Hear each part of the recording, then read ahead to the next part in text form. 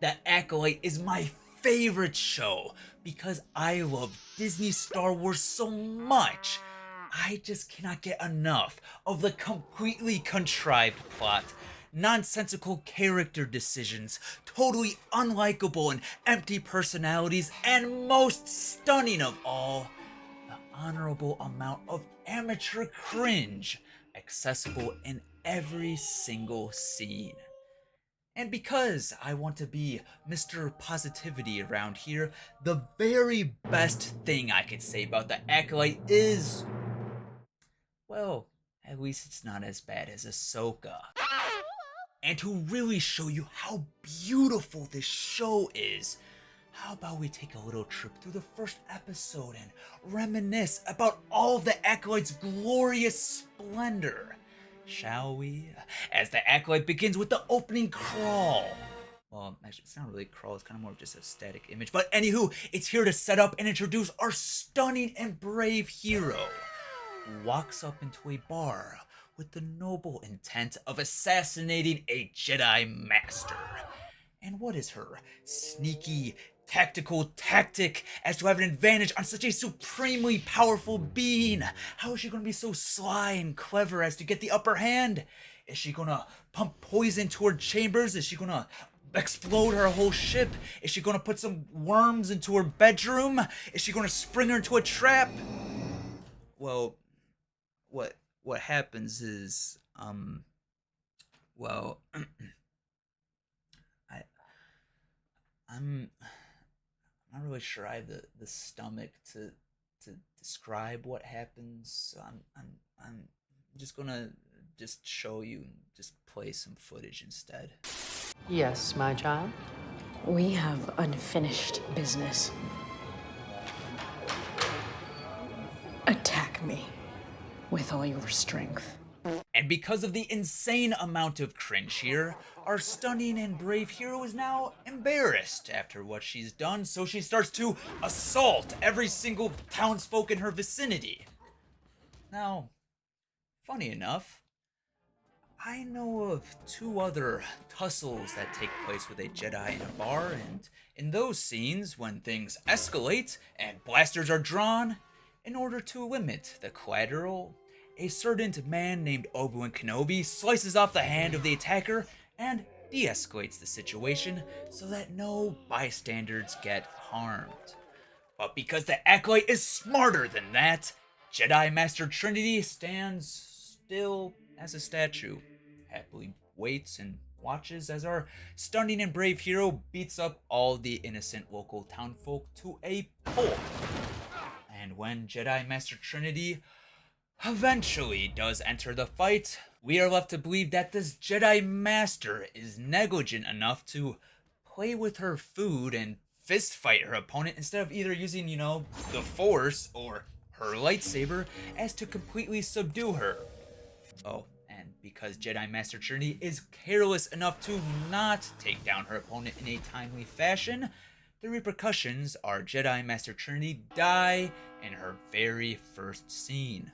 The only actor who would be a big enough draw to get eyeballs on this Star Wars project to begin with, someone you casted who actually seems like she could fit in very well in the Star Wars universe, is dead within the first 5 minutes of screen time. My expectations for this show were quite low, but holy Toledo, Disney Star Wars is still able to subvert my expectations. But after this completely thrilling action scene, we see our stunning and brave hero go about a normal day in her life as a mechanic, where she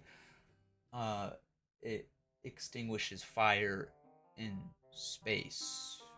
Now, we have seen explosions in space before, but a nice and steady fire where you can see and hear the wind keep the fire alive, that is something only talented writers can imagine. Hey, if we're underwater, how could there be a... But the reason for this scene is that we can see our stunning and brave hero have PTSD from fire. And from the fire, our stunning and brave hero spots a Jedi ship landing on her freighter. And why are the Jedi here? Well, the Jedi are here looking for someone who may, possibly, maybe could have, just so happened to have killed a Jedi Master. And as our two trick-or-treaters come to the brig and don't receive any candy, This is outrageous. It's unfair. Jedi Knight Swag Daddy Yorn threatens to read the captain's mind if they don't give up our stunning and brave hero. So the terrified Nemodians, they fold and lead our Jedi Knight Swag Daddy Yorn and his bat-looking Padawan girl to interrogate our stunning and brave hero. Now this may seem unethical that a Jedi would forcibly read the mind of these Nemodians, but the true crime comes from Disney changing the accents of these aliens. My lord, is that legal? But anywho, in this interrogation scene, very naturally, Jedi Knight Swag Daddy Yorn proceeds to tell our stunning and brave hero her own backstory, including how she is a Jedi Academy dropout, how she controversially joined the Jedi as an old youngling, and how she was emotionally scarred from the loss of her sister and mothers, who all died in a fire. Where is their father? They have no father. Who was his father? There was no father. I carried them. I created them. And after Jedi Swag Daddy Yord and Batgirl tell our main character about her own backstory, they arrest our stunning and brave hero Osha and place her on a ship. And this must be some crazy, scary ship with really intense security, sort of like how Leia had it on the Death Star, right? The girl here, Osha, she's so lethal that she could fistfight a whole bar and literally killed a Jedi Master. So, it would make sense that Jedi Knight Swag Daddy guy Yord and Batgirl would be, watching her every move, right?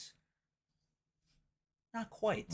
She's put on a ship without the very Jedi who arrested her, and the only guards are droids. And there is a prisoner who can control droids with his mind, and the prison cell is in the exact same room as the bridge, and there's also a prisoner who has a tentacle coming out of his head that can reach the key. The plot sort of seems to be breaking every way for Osha, yet she is so inconvenienced that the convicts leave Osha without an escape pod. But don't you worry, because luckily, in the turbulence of the escape, Asha's bag just conveniently falls right in arm's length of her, and also, luckily in her bag, there's a droid who can open the cell for her. And also, luckily, the uncontrolled ship is hurtling down to the planet from outer space at a slow enough speed that our stunning and brave hero Osha is just fine. Another happy landing. And from the crash, we get a Star Wars wipe that shows us what's been going on in Coruscant. Like how Jedi Swag Daddy Yord seemingly abandoned his bat-faced apprentice and is now teamed up with Jedi Master Squid Game guy. Plus a different Padawan joins the team who gets to humiliate Yord, the Jedi Knight, while he's half naked. How embarrassing. Oh, and something else exciting just occurred, as it just so happened that every single escaped prisoner has been arrested by the Republic and brought to Coruscant. And every convict claims that Osha was the one who planned the escape. Jedi Master Squid Game guy doesn't buy it, so he reads the mind of the one convict to know the truth. Wow, this mind reading thing's really useful, especially in a show that's all about solving a mystery. I sure hope that in the, next scene our heroes aren't stumped on knowing if someone's lying to them. It would be really weird if the mind reading thing was done twice in this episode and once in the next episode to even somebody who's a Force user, but somehow not used when you aren't sure if somebody murdered a Jedi Master in cold blood. Right? But anywho, we get the next amazing scene where stunning and brave Osha magically survived her crash and is in a freezing cold tundra where she decides to take a nap. And in her nap, does she freeze to death? No, but she has a dream which gives us the crazy grand reveal that our stunning and brave Osha has a twin sister. who was in fact the one who killed Jedi Master Trinity. And this twin sister is named Stunning and Brave May. And the two have been separated since they were little, yet coincidentally, the two of them have the exact same haircut and dyed hair, all of these 16 years later, to be able to make this whole show happen. You know, this whole twin reveal thing, I found a bit odd, as most stories leave their big reveal, like the presence of a twin, to the very last act, but because the Acolyte is better than all of those movies, they decided to do it and have their biggest reveal in the middle of its first episode, because why not?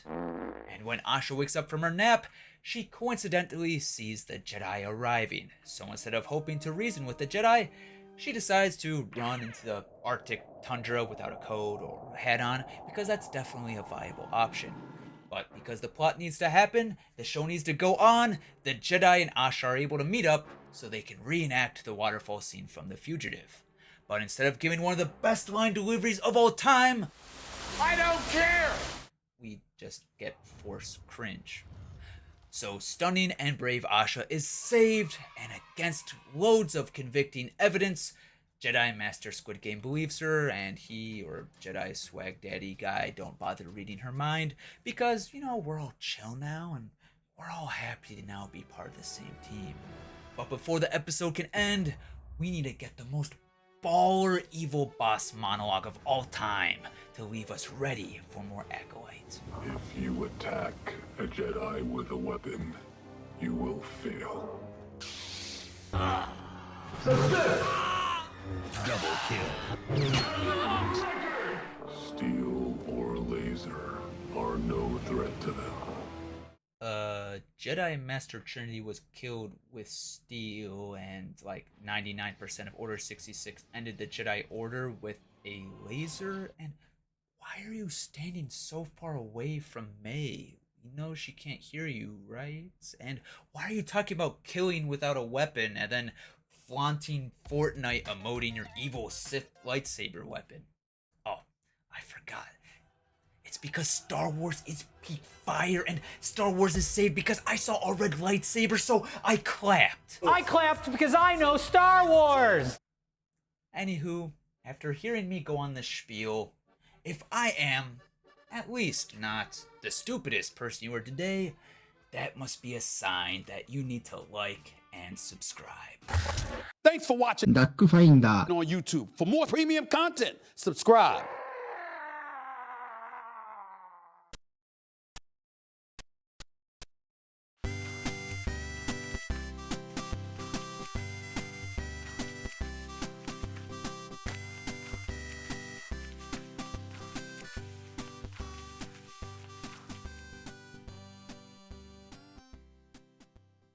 Just like the